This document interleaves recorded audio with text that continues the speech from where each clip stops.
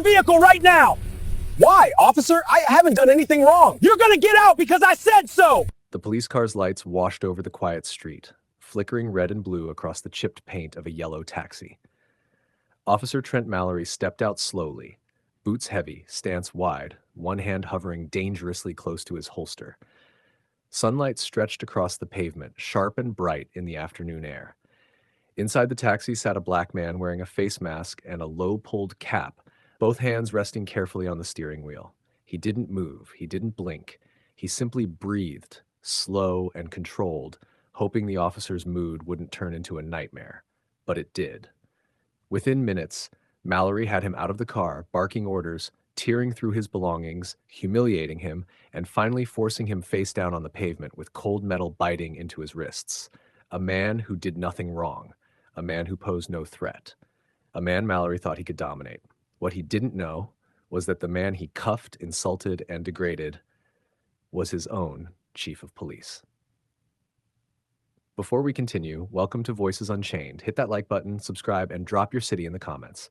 Let's see how far these stories travel. Meet Chief Raymond Green of Briarstone City. To his officers, he was chief. To the community, he was the man who showed up to every vigil, every school event, every neighborhood meeting.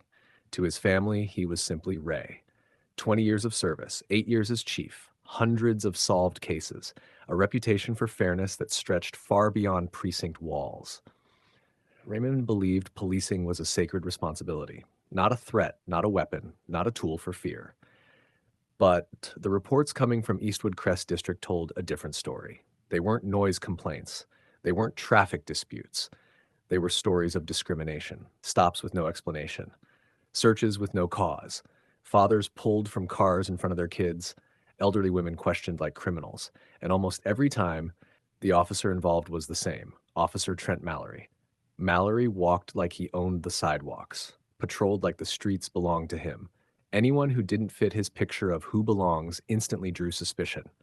He hid his bias behind procedure. He coded his racism in professional language. He turned every traffic stop into a display of power. In the break room, he bragged, "Eastwood Crest is cleaner because of me." You let some people get too comfortable, they start acting up. Trust me, you can always tell when someone's up to something. Some officers side-eyed him. Some whispered concerns. None dared challenge him. Mallory had become too bold, too confident, too sure he'd never get caught. He was about to learn otherwise. Raymond tried every legitimate route.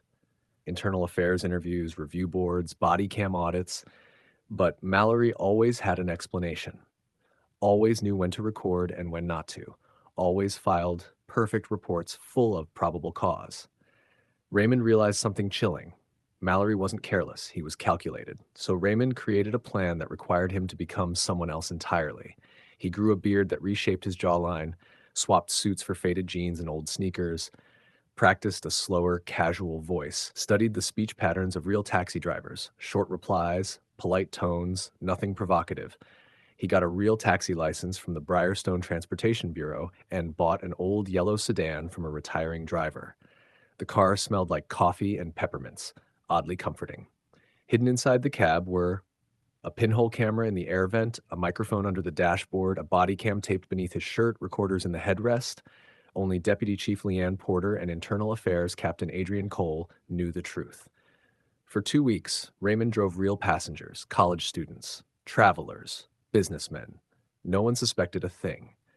Then came the day he'd been waiting for, Friday, 2:14 p.m., Eastwood Crest.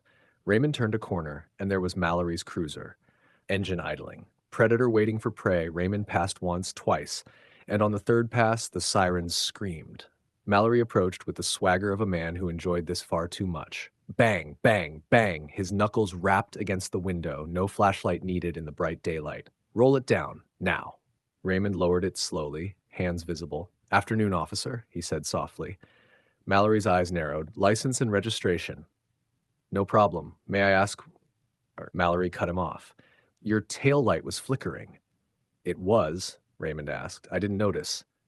"Of course you didn't." Mallory leaned closer. "Mask off. Let me see your face." Raymond hesitated, the exact hesitation of a normal citizen. Mallory pounced. "You having trouble following instructions?" "No, sir. Just being careful. Raymond said, lowering the mask. Cap 2, lift it. Raymond adjusted it. Mallory inspected him with slow, predatory scrutiny. You from around here? He asked. And yes, sir. Born and raised. Mallory scoffed. Sure you were. Then step out of the vehicle. Raymond asked quietly, is there a specific reason? Mallory slammed his hand on the frame. Step out. Now. Raymond complied. What's in the bag? Mallory pointed. Just my clothes. Open it. Raymond did. Mallory rummaged aggressively. Where were you before this? Driving. Dropped someone off. Where? Raymond gave a real address. Mallory circled him like a vulture. Open the trunk.